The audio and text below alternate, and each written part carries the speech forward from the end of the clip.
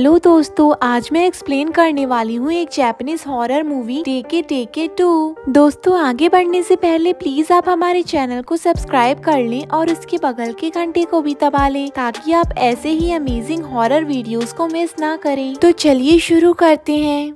दोस्तों, movie start होती है जापान के नागोया सिटी से, जहाँ के लोगों को कई सालों से एक अर्बन लेजेंड टेके टेके हॉन्ट कर रही है। कहा जाता है कि वो एक नर्स काशिमा की घोस्ट है जो अपना बदला ले रही है। कुछ लोगों ने काशिमा का रेप कर दिया। वो इस सदमे को सह नहीं सकी। उसने एक रेलवे ब्रिज से एक ट्रेन के सामने कूदकर अपनी जान दे दी। उस ट्रेन ने उसके 2 टुकड़े कर दिए थे, जिसमें उसके कमर के नीचे का हिस्सा अभी तक गायब है और उसका अपर बॉडी पार्ट अपने हाथों के बल पर चल के सभी को हॉन्ट किया करता है। उसके चलने पर टेके टेके की आवाज आती है, इसीलिए लोग उसे टेके टेके बुलाया करते हैं। जब भी टेके टेके रात में किसी को उस ब्रिज पर से जाता हुआ देखती है, वो उस पर अटैक कर देती है और अपनी बॉडी की तरह सभी के 2 टुकड़े कर देती है। 1 साल पहले 2 स्कूल गर्ल्स केन्ना और उसकी कजन राई का टेके टेके से सामना हुआ था। टेके टेके के बारे में और जानने के लिए एक प्रोफेसर और उसके असिस्टेंट टकेदा ने केन्ना और राई की मदद की थी। टेके टेके ने केन्ना के सामने राई के 2 टुकड़े कर दिए थे।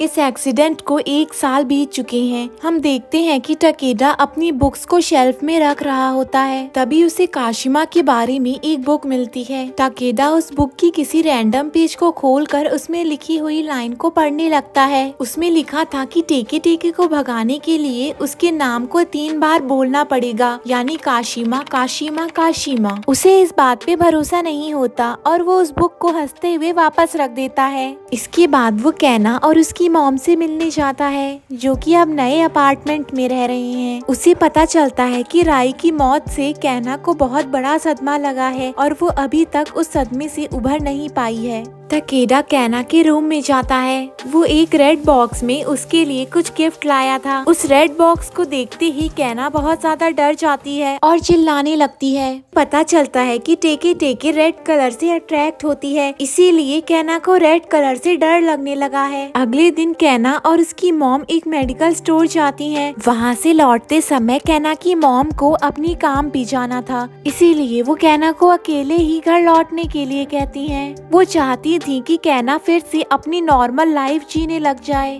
घर लौटते समय केन्ना को उसी ब्रिज पर से गुजरना पड़ता है जहाँ पर टेके टेके रहती है। उसे लगता है कि उसके पास कोई भी रेड कलर का सामान नहीं है और इसीलिए टेके टेके उस पर हमला नहीं करने वाली। पर तभी उसे टेके टेके की आवाज सुनाई देती है। टेके टेके उस पर अटैक कर देती है और उसकी बॉडी के 2 टुकड़े कर देती है। केन्ना के हाथ से मेडिसिन गिर जाती हैं। हम देखते हैं कि वो मेडिसिन रेड कलर की थी, इसीलिए टेके टेके ने उस पर हमला कर दिया था।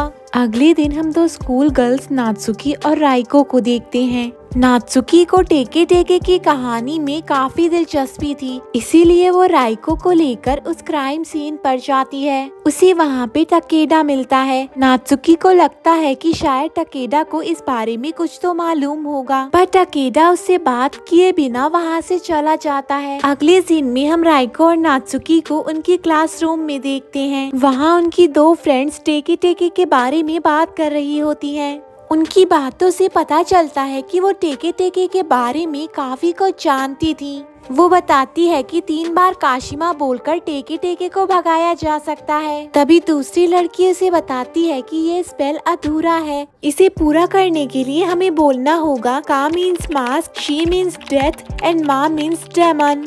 उसकी बातें सुनकर बाकी लड़कियां उस पर हंसने लगती हैं। इसके बाद हम एक राइका नाम की लड़की को देखते हैं। राइको राइका से पूछती है कि वो क्लास मीटिंग में क्यों नहीं आई। राइको ने पूरी क्लास के सामने उसे कन्फ्रंट किया, जिससे राइका को डिसरिस्पेक्टेड फील होता है। अब वो राइको से बदला लेना चाहती थी। राइका और उसके दोस्त नात्सुकी को लेकर एक रेस्टोरेंट जाते हैं। नात्सुकी राइको की इकलौती सच्ची दोस्त थी। राइका नात्सुकी को अपने ग्रुप में मिलाकर राइको को अकेला कर देना चाहती थी। जब राइको नात्सुकी को राइका के ग्रुप में देखती है तो उसे बहुत ही बुरा फील होता है। इधर हम टाकेदा को प्रोफेसर से काशिमा के बारे में पूछते हुए देखते हैं। प्रोफेसर उसे एक रिसर्च जर्नल देते हैं। वो बताते हैं कि 3 जापानीज मैन ने काशिमा का रेप किया था और पकड़े जाने से बचने के लिए तीनों ने झूठी कहानी बनाई कि काशिमा का रेप एक अमेरिकन सोल्जर ने किया था। काशिमा की मौत के बाद भी वो तीनों आदमी पकड़े नहीं गए। प्रोफेसर से जर्नल लेकर टाकेदा अपनी कार में बैठकर उसे पढ़ने लगता है। वो जर्नल में पढ़ता है कि उन तीनों जापानीज मैन की भी मौत हो चुकी है। उन तीनों की मौत भी काशिमा की तरह ट्रेन से कटने से हुई है। इस बात से वहाँ के लोगों को यकीन हो गया था कि काशिमा अपनी मौत का बदला ले रही है। उस जर्नल से टाकेदा को पता चलता है कि एक छोटे बच्चे कोंडो ने काशिमा का रेप होते हुए देखा था। इस बात को 60 साल से ज्यादा बीत चुके हैं, यानी अब वो बच्चा बड़ा होकर बूढ़ा हो चुका है। टाकेदा को याद आता है कि 1 साल पहले जब वो काशिमा के रिलेटिव से मिलने उनके घर गया था तो उसने वहाँ पे कोंडो को देखा था।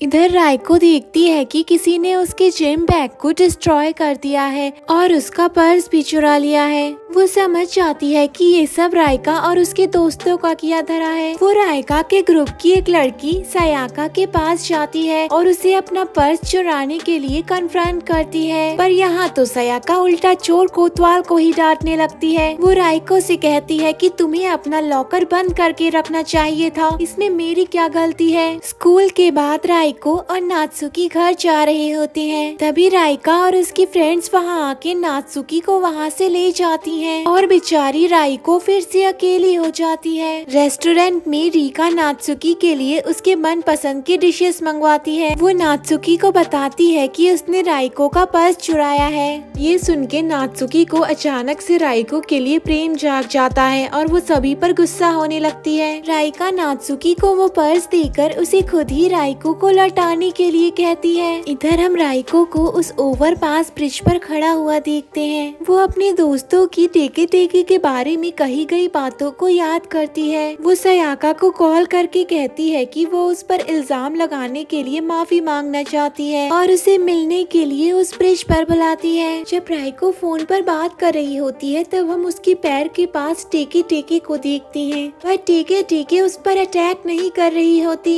क्योंकि शायद राइको उसके लिए कई सारे शिकार जुलाने वाली थी। कुछ देर बाद सयाका और उसकी एक दोस्त ओवरपास ब्रिज पर आते हैं। तभी सयाका को टेके टेके दिखाई देती है। टेके टेके उस पर अटैक करके उसके 2 टुकड़े कर देती है और वहाँ से भाग जाती है। सयाका की दोस्त डर कर चिल्लाने लगती है। राइको दूर खड़ी होकर ये सब कुछ देख रही थी। अगले दिन टाकेदा कोंडो के घर जाता है। वो उससे बताता है कि काशिमा टेके टेके बनकर मासूम लोगों की जान ले रही है। ये सुनकर कोंडो उसकी मदद के लिए तैयार हो जाता है। वो उसे उन 3 जापानीज मैन के नाम बताता है जिन्होंने काशिमा का रेप किया था। टाकेदा अपनी कार में जाकर उन किलर्स के नाम से रिलेटेड कुछ वर्ड्स बनाने लगता है। इसी बीच हम देखते हैं कि राइका और उसकी फ्रेंड्स एक रेस्टोरेंट में बैठे हैं। वो लोग सयाका की डेथ के बारे में बात कर रही होती हैं। उनमें से एक फ्रेंड बोलती है कि शायद ये सब राइको का किया धरा है, अपना बदला लेने के लिए ही उसने सयाका को मार दिया होगा। पर बाकी लड़कियों को उसकी बात नॉनसेंस लगती है। जो लड़की सयाका के साथ उस ब्रिज पर गई थी वो अभी तक शॉक में है और वो किसी से भी बात नहीं कर रही है। इधर नात्सुकी राइको को उसका पर्स लौटाने के लिए उसका इंतजार कर रही होती है। राइको वहाँ आकर नात्सुकी को बताती है कि जिसने भी उसके साथ बुरा किया है वो उन सभी से बदला लेना चाहती है और उसने ही सयाका को ब्रिज पर बुलाया था ताकि टेके टेके उसे मार डाले।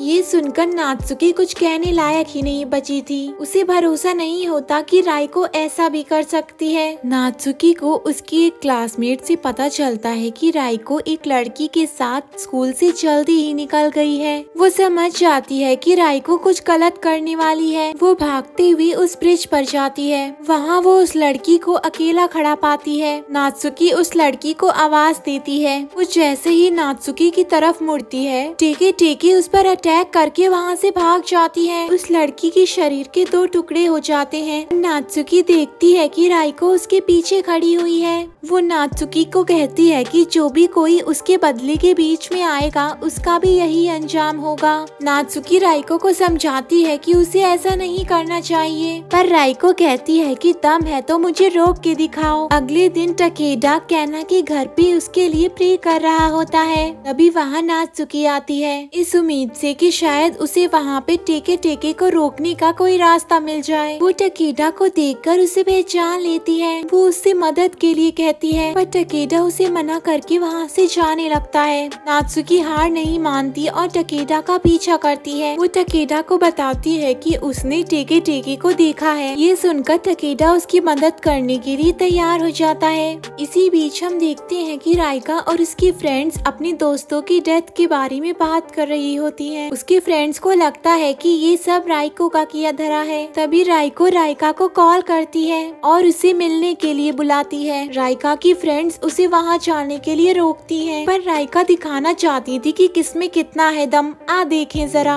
इधर टकेडा नात्सुकी को काशिमा की कहानी के बारे में बताता है। टकेडा नात्सुकी को बताता है कि जिस भी जगह पर टेके टेके के बारे में ज्यादा बातें होती हैं, टेके टेके वहीं पर लोगों को हॉन्ट करना स्टार्ट कर देती है। उसके ओरिजिन के बारे में कई सारी स्टोरीज मशहूर हैं। कोई कहता है कि वो एक डांसर थी और उसने कार एक्सीडेंट में अपने दोनों पैर गंवा दिए, और कोई कहता है कि उसके दोनों पैर वॉर में कट गए थे।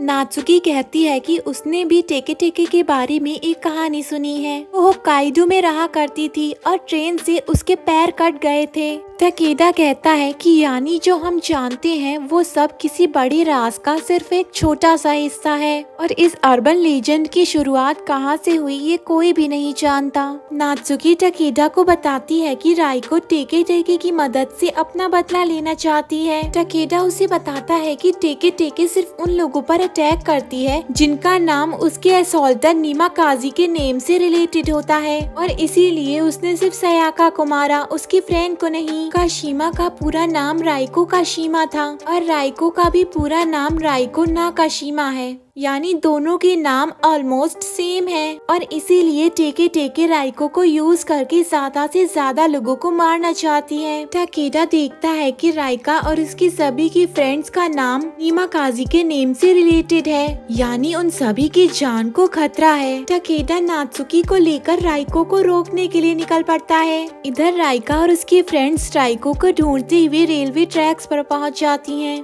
पर राइको दूर दूर तक कहीं दिखाई नहीं दे रही थी। जल्द ही अंधेरा होने लगता है। सभी लोग राइको को मैदान छोड़कर भागने के लिए उसका मजाक उड़ाने लगती हैं। उनमें से एक लड़की बाथरूम जाती है और बाकी सभी लोग राइको को ढूंढने लगते हैं। तभी उन्हीं का आवाज सुनाई देती है। वो लोग भागकर बाथरूम की तरफ जाती हैं। वो देखती हैं कि उस लड़की की बॉडी के 2 टुकड़े हो चुके हैं। ये देखकर 2 लड़कियां बहुत ज्यादा डर जाती हैं और वहाँ से भाग जाती हैं, पर राइको शॉक होकर वहीं पर फ्रीज हो जाती है। वो दोनों लड़कियां भागकर बाहर जाती हैं, पर तभी टेके टेके वहां पहुंचकर उन दोनों के 2 टुकड़े कर देती है। अब वो अपनी आखिरी शिकार राइका की तरफ मुड़ती है। राइका एक पोछे की मदद से उसे रोकने की कोशिश करती है, पर क्या फायदा, टेके टेके उसके भी 2 टुकड़े कर डालती है। इधर टकेडा और नात्सुकी भी वहां पहुंच जाते हैं और उन दोनों लड़कियों की डेड बॉडी को देखते हैं। तभी वहाँ पे राइको आ जाती है। नात्सुकी उसे समझाने की कोशिश करती है कि टेके टेके उसका यूज कर रही है ताकि वो ज्यादा से ज्यादा लोगों को मार सके, पर राइको की तो बुद्धि भ्रष्ट हो चुकी थी, उसके दिमाग में कुछ पल्ले नहीं पड़ता। तभी टेके टेके आकर राइको को भी मार डालती है। अब टेके टेके नात्सुकी और टकेडा का पीछा करने लगती है। वो दोनों अपनी जान बचाकर वहाँ से भागने लगते हैं। टकेडा 3 बार काशिमा बोलकर टेके टेके को भगाने की कोशिश करता है, पर टेके टेके पर कोई असर नहीं होता। तभी नात्सुकी को कुछ याद आता है और वो का means mask, she means death और मा मीन्स डेमन कहती है। नात्सुकी की ये कहते ही टेके टेके गायब हो जाती है। वो दोनों राइको की डेड बॉडी के पास वापस आते हैं। नात्सुकी अपनी दोस्त की ये हालत देखकर रोने लगती है। तभी अचानक राइको जाग जाती है और उस पर अटैक कर देती है और यहाँ हम समझ पाते हैं कि टेके टेके का कभी भी एंड नहीं हो सकता। वो कभी भी अपनी विक्टिम की बॉडी में ट्रांसफर होकर हमेशा लोगों को ऐसे ही हॉन्ट करती रहेगी। दोस्तों एंड तक देखने के लिए धन्यवाद। दोस्तों आपको ये जापानीज हॉरर मूवी कैसी लगी हमें कमेंट सेक्शन में जरूर बताएं और चैनल को सब्सक्राइब करना तो बिल्कुल ना भूलें। Thank you, bye bye.